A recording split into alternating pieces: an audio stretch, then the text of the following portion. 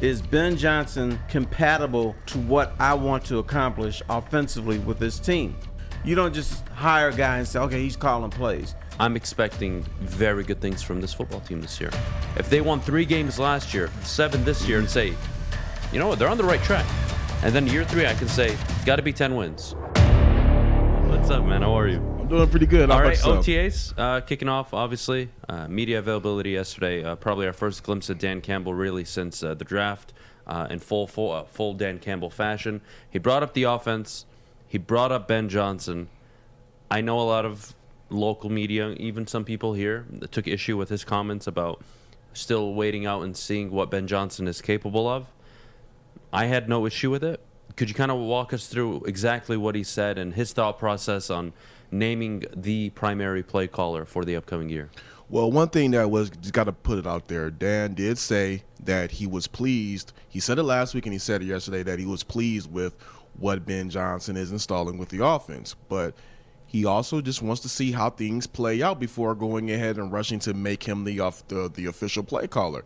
And I don't see a problem with that. It's June right now. It's not July. It's not August where preseason games are being played. Just continue to see what happens. Dan did end the season last year as the primary play caller, and we saw what happened. Not going to sit up here and say that there was something great, but they did turn it around and was able to win their final couple of home games. But just go ahead and see what he does this throughout the OTAs, throughout the minicamp, and I'm pretty sure that he's already said he's going to make that decision close to the season. Let him go about the process. He has a way that he wants to go about it, and if you're going to go ahead and trust him, and if you're saying, oh, you believe in Dan Campbell when you believe in what the regime is doing, just trust this process. I mean, that Ben has already. We don't need to know today. Yeah, we don't need to know. Ben Johnson has admittedly said that he has never called plays at this level yesterday. So, but he also did, to follow that up, he did say that if he were given the reins, he would be ready to go. But just as you was about to say, we don't need to know right now. It's just that I guess that Lions fans maybe they will feel some kind of comfort knowing, okay, he's calling the plays, but just let Dan Campbell go about it. Because, look, if Dan Campbell does end up still being the primary play caller, one thing that we've seen about him is that he'll take ownership if something goes wrong. So you can't go ahead and blame Ben Johnson if, he's still Dan's still the play caller if things fall off the wheel. So that's just kind of my take on it. I think Dan Campbell's looking for one word, compatibility. Is Ben Johnson compatible to what I want to accomplish offensively with this team? If he is, he'll probably let him call plays. If he's not, I guess Dan Campbell's going to do it again. So you just don't hire a guy, especially when you're a head coach and you call the plays. You don't just hire a guy and say, okay, he's calling plays. You got to figure it out. You got to be in the coach's office together for a while, talk philosophy for a while, see what he does on the field, and then make that decision. Now, as far as the media is concerned, yes, that's the question you asked today, because Dan Campbell called the plays last year. He hired a new offensive coordinator. So I think the media is trying to find out, do you get along with this guy? Do you trust this guy? And so they're going to ask that question. But we don't need to know now.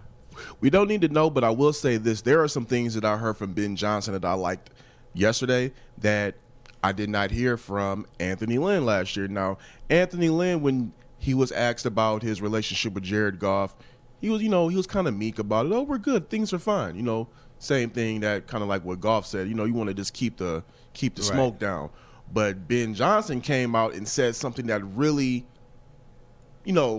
had my eyebrows raised. He said that he has a strong relationship with Jared Goff, that him and Goff sat down and they looked at his tape from when he was with the Rams. They were looking at what he did successfully, and that Goff is now more involved in the offense schematically, and that he's looking to make this season the best season of Jared Goff's career. Whether that happens, that remains to be seen. But I like hearing that the new guy coming in is looking at what his QB is best at and trying to create an offense, trying to create a scheme that best highlights Goff's abilities. All right, Scoop, you it got seemed one like more that's what thing they to were do. doing. It seemed like that's what they were doing towards the end of the season. They were trying to figure out what Goff did best. Obviously, they said that's going to be a lot of play action, but he also highlighted how they need to improve on the run game. He's talked about how their red zone rushing attack was very inefficient. If you look at the Lions' red zone percentage last year, they were like 29th in red zone They're bottom TDs three in and, the and NFL. 31st in red zone TD percentage. So hearing Ben come out and acknowledge that's something that was like, okay, maybe it's sounding good. Whether they go ahead and put it on the field, You got one more assignment there, Scoop. all right. Scoop, you need to go in and talk to Jared Goff. See, you're probably going to get the same answers. Oh yeah, I love this guy and blah blah blah. But let's see what he says. But my understanding is that Goff and Anthony Lynn, which everybody denied, didn't get along, and that was a major problem. Now, fellas, I have a question for both of you. Okay. We're trying to decide who's going to call plays next year. Would you put Jared Goff into the decision-making process? No. In other words, Dan Campbell makes his decision, then talks to Jared Goff, and then makes Excuse his my official. language, Corey. I'm sorry. Oh, here If it you don't comes. mind. Don't do it. Jared Goff is Feisty Friday. Oh, it's feisty number Friday. one. I want Ben Johnson calling the plays. Right? You named him offensive coordinator. I don't mind Dan doing it. I just think the kid is up and coming, bright, super knowledgeable. A lot of praise from successful head coaches in the NFL.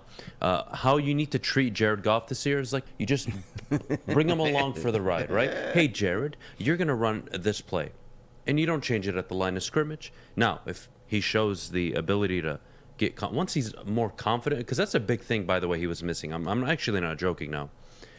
He lost a lot of confidence under Sean McVay, but rightfully so. I mean, he was playing like butt cheeks. But if you can get Goff to a level where he's starting to become more confident, Terry, I don't mind him interjecting, making calls at the line of scrimmage. But right now, first 3-4 games, I want it completely coach-oriented, coach-handled. I want Goff making nothing but who am I throwing to? That's the only decision you need to make. And also, too, Goff is not – you don't even know if Goff is going to be or how long he's going to be around. Now, if it was your franchise quarterback, let's say you had like an Aaron Rodgers or a Tom Brady type, yeah, you wouldn't want that guy involved in that decision. But for Goff to still – I don't want to say he's on thin ice, but for them to be non-committed to him long-term, I don't know how well that would be just having him being that involved in the decision of who's, making the play. Give him calling the confidence. plays. I think Ben Johnson, again, should be the offensive play caller. I don't mind Dan doing it. Dan did a good job down the stretch. He showed that there was a clear disconnect between him and Anthony Lynn because the offenses look completely different. Night and day difference between him and Anthony Lynn when he took over, but... I mean, it's kind of what you said about his confidence. Yeah, he lost his confidence under Sean McVay, and then when he came here last year, you could see it was also an even more higher lack of with confidence. Anthony Lynn, and then once he got Ben Johnson, once Josh Reynolds came in, not sitting up here saying Josh Reynolds is a world beater, but it's somebody he's comfortable with, who knows where he knows. He was comfortable. Yeah, he was comfortable. He was able to get back to himself. And this is coming from me, and that's saying a lot. I'm expecting very good things from this football team this year. And I also, just am. Corey, tell me I'm wrong. I don't need to just acknowledge how good of a job Brad Holmes is doing. Dan Campbell's a hell of a communicator. Oh, absolutely. We compliment Sean McVay. We compliment Cal Shanahan, Mike McDaniel, the new head coach out in Miami. All these guys, they're so forward in communication, right? What do you love out of a head coach? They're a great communicator. Dan's a pretty solid communicator. And his conference yesterday, again, night and day difference between how he approached the season last year and this year. Sorry, I have to give credit where credit's due. Last year, he was doing a bunch of this, joking around, not realizing that, one, he had a really bad team, and two, it was going to be a struggle, to now this year, much more professional. With, he's still joking, and that's his personality. I don't mind that. It's more timely. Yes, it's much more timely. Exactly, that's the perfect word for it. This is a guy that's growing up in front of you. Is he going to be a world beater head coach? Look, I'm not Nostradamus. If I was, I wouldn't be doing this. Having said that, well, besides the X's and O's, what you hear about great coaches, two things. You're right about the communication, and also are they well organized? If you figure those two things out, you got a shot as a head coach, and no matter And we're what going to see sport the it's in. organization of the team on the field very soon. You're going to be able to see the product if it's improving.